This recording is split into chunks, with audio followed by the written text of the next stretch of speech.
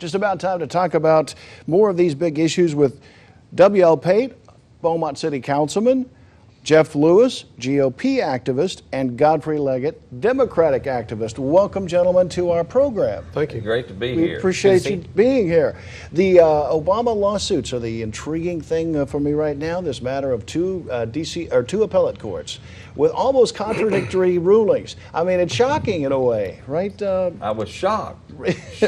Shocked, I say. This is really going to come down and maybe to the Supreme Court. It may end up going back to the Supreme Court. Well, and the Republicans or Tea Party folks, take your pick, might not get what they want because the Supreme Court might fall on the side of the Obama administration like they did last time. Well, they were very surprised by that ruling. And seven of the 11 people on the full D.C. appellate court, 7 of the 11 were appointed by Democratic presidents. So it may well not fall down on it might not even make it to the Supreme Court. Well, if it does make the Supreme Court, I will guarantee you John Roberts will be trying to balance the scales of justice, since he went off in a completely different direction and said, oh yes, the government does have a right to tax, which is what made Obamacare legal. Now, what he didn't do, and this is in the Constitution, is actually read that only the House of Representatives can prepare a tax bill.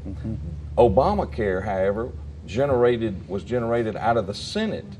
So that defied the Constitution. Well, the Affordable Care Act does say, Jeff, the Affordable Care Act says, the wording is that an exchange established by the state, that's the only way that you can ask tax credits. Occasionally you will find in the course of history that the Supreme Court has been wrong before. In this case it was. Okay, not for, hang on, let me finish. Hang on, let me finish. Yes. Okay, reason being was not that the Congress can't pass a law to tax. Okay, and really when you get through the correlation between the branches, kind of hashing it out in the details, okay, which really wasn't all that one, but let's say it was.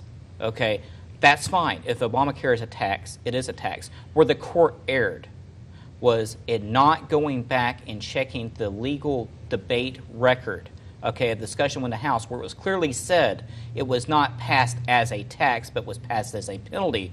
Therefore, the court erred in ruling that this would be, it's true, this would be constitutional if it was a tax, but it was never passed as a tax. But it doesn't matter. Once the House passes it, it's passed. But what was passed? And I assure you that what they passed was not a tax. I can't tell you offhand, but I assure you there's a legal definition. Listen to me, Jeff. There are many, many bills that started out in the Senate that were tax bills that were approved by the House, and they are tax bills. I don't have a problem with that. You can't say, WL, just because it came from the Senate, it's not legal because the House didn't create it. I didn't say that. The Constitution says everything I'm going to say basically is just based on the fact. The Founding Fathers had no idea of the nonsense that's occurring in our legislature today. Well, granted. Absolutely. Including this. You know why? Because they actually said the state legislators would pick their senators in order that you wouldn't have some senator from Nevada palling up with somebody in Massachusetts and totally ignoring the people in Nevada. That's how the system works. It's always worked that way. But you said earlier, when a law is passed, when a law's passed, it's the law. Okay. Yes. Now, that's fine, except for the 36 times I think that President Obama has changed the law. What about Bush's signing statements?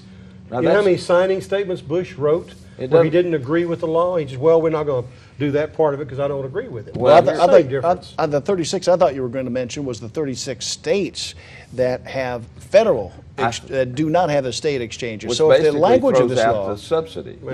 I mean, if the language of the Affordable Care Act is any indication, if we should go by that as a rule of law. I hate to tell you guys, but the insurance industry and the hospitals like this law, okay? Well, you know why?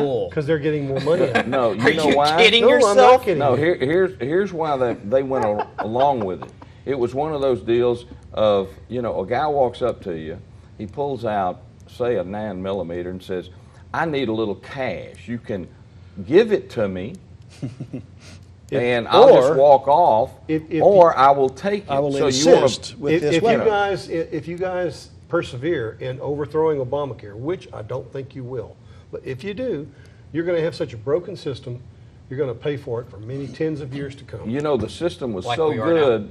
No, it's gonna be worse. The system we had where you actually get to choose your own plan, who said that? You Oh, still if you can. like your plan, you can No, keep no, your you plan. Oh, you still still choose can, your own really? plan. Oh, no. If You you know, there's like tens your of thousands plan, of people have you had their can plans keep your canceled. plan.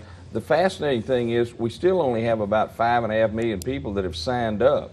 There were 84%, as I recall, that liked the plans they were on. The insurance companies, no offense, Jeff, you work for one, but the I work insurance for a com- life insurance company, not a medical okay, insurance company. but they're There like is they're like a difference in the boat. facts. It's a hole in the water where you throw money.